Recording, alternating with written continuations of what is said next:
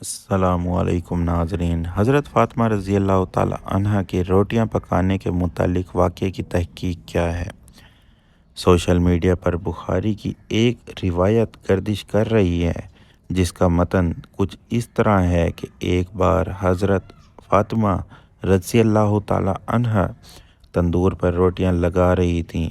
نبی کریم محمد صلی اللہ علیہ وآلہ وسلم پاس کھڑے دیکھ کر مسکرا رہے تھے۔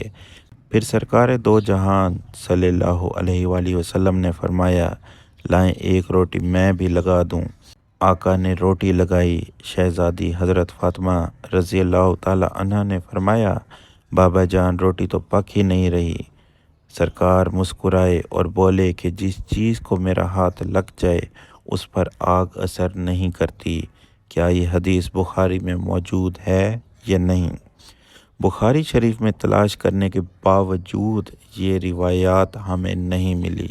یہ ایک من گھڑت روایت ہے، یا شاید اس کا بہتر علم کسی زیادہ تعلیم یا علم رکھنے والے کو موجود ہو، لیکن تحقیقات کے باوجود بھی ہمیں اس روایت کو نہیں ڈھونڈ پائے۔